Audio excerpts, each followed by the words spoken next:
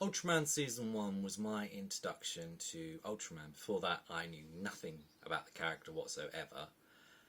And I quite enjoyed the story. It was really, really good. It was about Ultraman's son essentially taking up the mantle and trying to get out of his father's shadow and trying to be his own kind of superhero.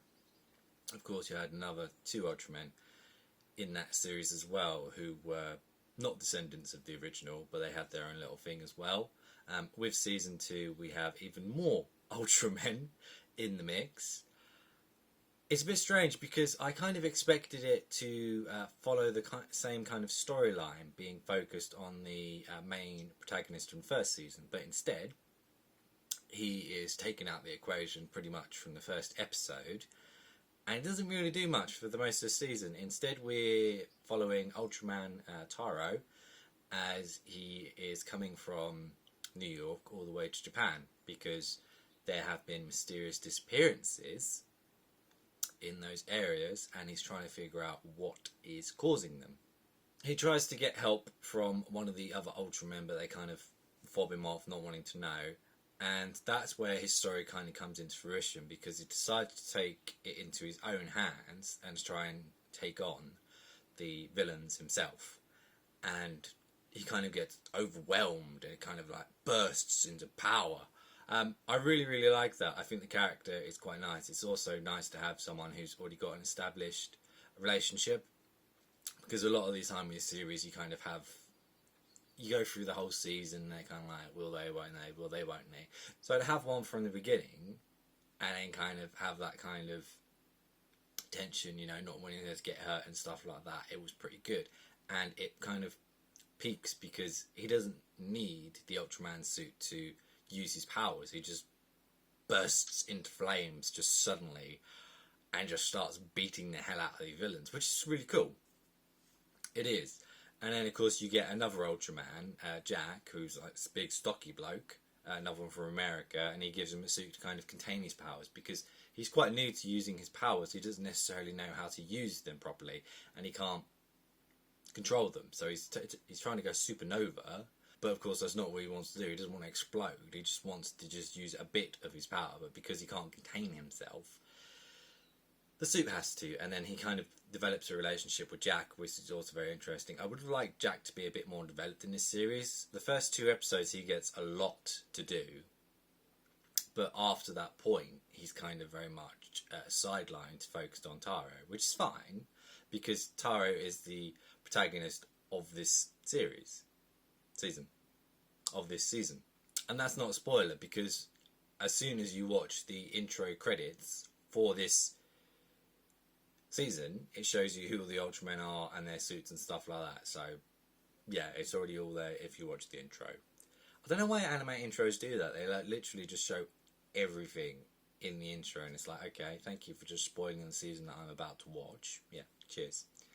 One of the things I did like about Jack's character is he kind of brings a levity to the series, because everybody is quite serious with the disappearances and stuff like that, where he's very quite nonchalant and kind of relaxed about it. And like a few of the times when there's a lot of tension between other Ultramen, he kind of brings it down to earth, lets them all settle it, and they kind of team up to try and take on this villain, which is good. It's really good. The animation this time is awesome. You know, the fights and stuff like that, they feel impactful. They don't feel like they're just throwing air and stuff like that. So the animation is superior to season 1 completely. It's awesome. And like the plot throughout this whole season is great. Even though a lot of people are saying that it cut a lot out from the manga, I didn't feel that anything was missing while watching the season. But as I haven't read the manga, I want to. I really, really want to. But it's 14 volumes in at the moment, and I don't really have that much time to do that. I'm kind of just enjoying the show at the moment. And we've got the final season, which is next season, announced, which should be pretty good as well. Being that Ultraman's son kind of gets incapacitated, I know I'm saying Ultraman a lot of the time, but just bear with me.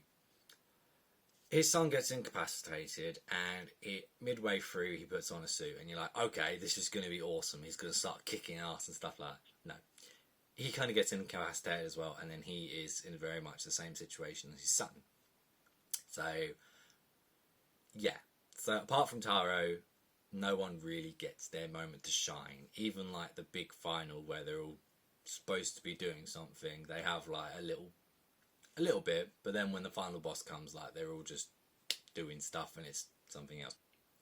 Because of course he kidnaps the original Ultraman, and the maids had the son Ultraman in custody. They need to think of some bloody names for all these different Ultramen. You know, Taro's got one, Jack's got one. They just need to call them something else instead of just Ultraman. It's confusing. Anyway, so the big bad essentially wants to get rid of Ultraman. He doesn't want there to be any Ultramen to save the world. He thinks that all the human race need to kind of survive by themselves. We're not quite sure if it's an invasion or anything like that. It's never quite revealed. But the finale, he's kind of like, this is my goal to kind of take you all out. And he does some cool stuff, you know. He is quite an OP character, and he just demolishes quite a few of the Ultramen with ease, which is cool. But like, when you have season 1 building up quite a few, 3 of the Ultramen, you kind of expect them to kind of do a bit more.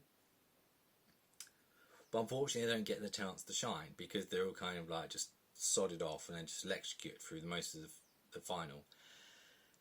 Yeah, I mean, they all team up and they take a giant robot down and stuff like that, which is cool. It is pretty cool. They all get like their moment to shine, even though that Jack literally had like a 2-minute fight with this big hedge guy. Taro literally destroyed the robot. Sword Ultraman took out the bloody laser beam. And then, you know, the one that we got from last season who doesn't have any arms, he didn't get anything to do apart from save Ultraman's son.